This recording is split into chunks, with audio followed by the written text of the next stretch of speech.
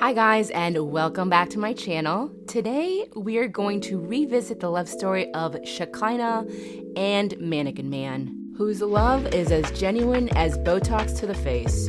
And honestly, if I could sum up this relationship in one scene, it would be this one. Right now, Sarper looks like a giant red flag. He literally has this red blanket wrapped around him. So let's dive into this sewage drain of a love story. On the way to pick up Shekinah, he is reminiscing about his once playboy lifestyle. Because I give up that playboy life, the bad boy side. I used to get many girls. And how he can't believe that he's going to be with the same woman for at least the rest of the filming of the show. I wouldn't believe it. It can't be real. But it happened. Never say never. So he finally picks her up at the airport and, well, let the mayhem begin, right? Most of our relationship has been through text. We haven't talked about real issues. Now that I'm here, I'm ready to talk about them. Damn, you mean I had it all wrong? I thought it was talk about real issues and then move in, not move in and talk about real issues. So after arriving to Chateau Sarper, she realizes that this apartment might need a little bit of a facelift. It's a little bit of a bachelor pad, You know that, right? What if I want to make some little, changes here and there? Really? Yeah, you'll like Like it. what? Change the art or... And she finds out the horrible truth about Sarper. You play video games? Yeah. He is a gamer. This makes me realize that I don't know everything about Sarper. I already discovered that he's a closet gamer. Yeah, you guys don't know each other from a can of paint. So I'm worried about what else I might discover. You would have figured that they would have at least brushed on hobbies in one of their conversations. You know, like, hey, Sarper, what do you like to do for fun? What are some of your hobbies? Well, going to the gym, showing off my chest, tearing down women's looks, and gaming. And that bed, the bed that has had 2,500 trips around the sun, was Freddy Krueger part of the 2,500? Because that bed looks like a crime scene. So she sets her foot down, which I understand, and says she's going to sleep on the couch until they get a new bed. So well done. I would request the same thing. Yeah, no, I'm not sleeping on that dirty mess. So I need to take a minute because my dog Mango wants to tell you to like and subscribe. All right, let's get back to the show. Regardless of all that, everything is great because boyfriend of the year here likes to tell Shekinah how to dress and how to wear her hair and how to do her makeup. Actually, had a vision for me. And I just thought it was so cute. I actually loved it. Anna Winter, take note because there is a new stylist in town and his name is Sarper. Most importantly, he likes to tell Shekinah what to weigh. He's actually weighing me. I'm just starting to wonder if this is something I should be concerned about. Is this gonna be a daily thing? Nothing says I love you like someone telling you that you aren't the perfect person. She comes to that target, she will have the physique that I want. Sure, dude, you're not controlling at all. Just a concerned boyfriend. That's what they all say, right? So they're out and about and they get into their first argument because she wants him to post a photo of them to signify that they're in a relationship. Just to show you're in a relationship with me. Because there's people that think that they have a chance with you. And at first I was like, well, that's a silly reason to be upset about. Really? Instagram? But then I recently dated a guy who didn't want me to follow him and didn't really care to follow me because, yeah, I guess we all have our own social media thresholds, even if we think we might not. So I get you, Shekinah. I moved here for you. I know. And you can't even make a post for me. Regardless, if it's important to her, he should take some consideration towards it, right?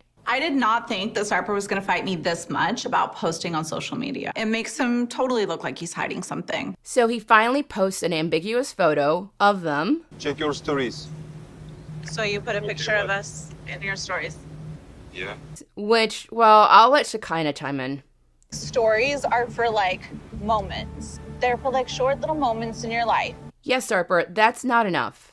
And I share the photo of us and I put a heart. So to cheer Shekinah up, he dresses up like one of the missing village people and gives her whatever this Bob the Builder stripper mess thing, I don't know. I honestly had secondhand embarrassment for this guy. So I guess all a man needs to do for a woman to forgive him is to put an orange vest and gyrate awkwardly in front of her. To think of all the relationship issues that could be cured with a little jig and an oversized construction hat. It's definitely interesting. So Shekinah's sister comes to visit for the weekend. And honestly, all that traveling for a weekend? For 2 days? Really?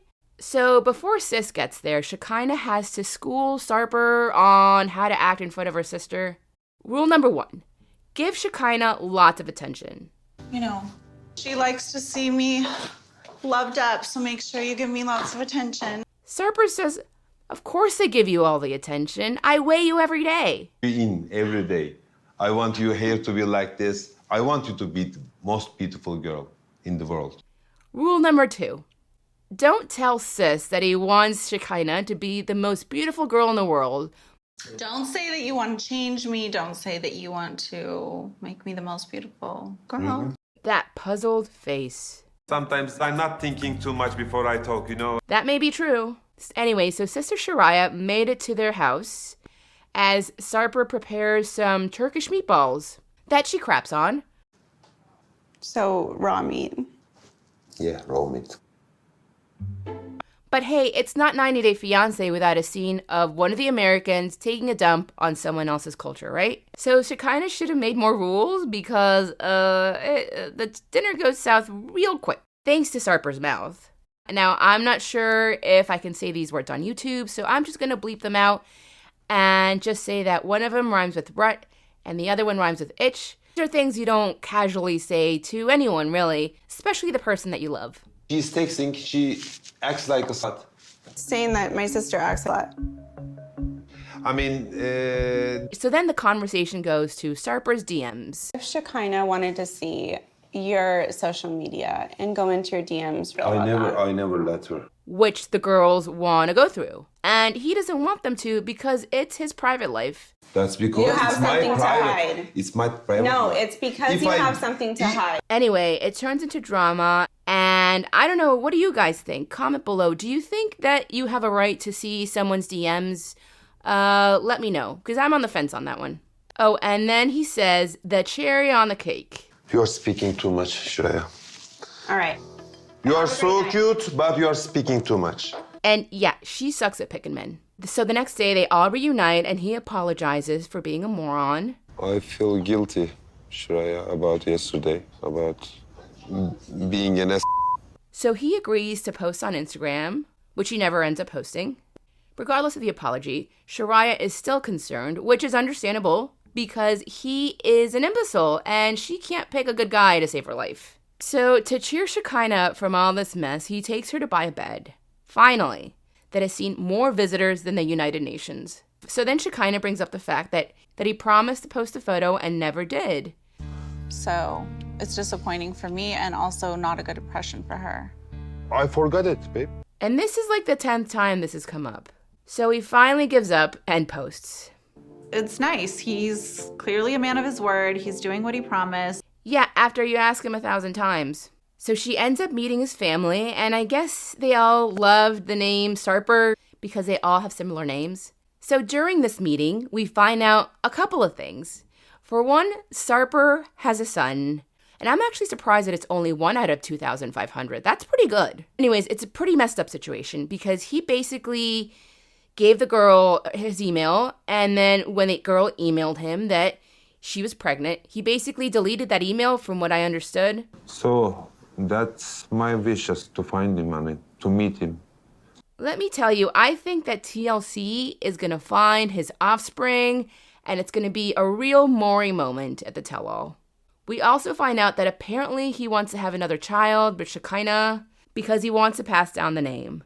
And I'm like, dude, you already had that chance and you fumbled the ball. That's why I want a chance to raise one. I know Shekinah doesn't want. I hope I can persuade her. And Shekinah is shocked because that's not what he said when they met. Do that on our first date. We covered this stuff. He told her exactly what she wanted to hear. I don't want to have kids. I might stand with you. I want to you there. Just saying whatever. You weren't being honest. And this might be the beginning of the end. I mean, a kid is a pretty big deal.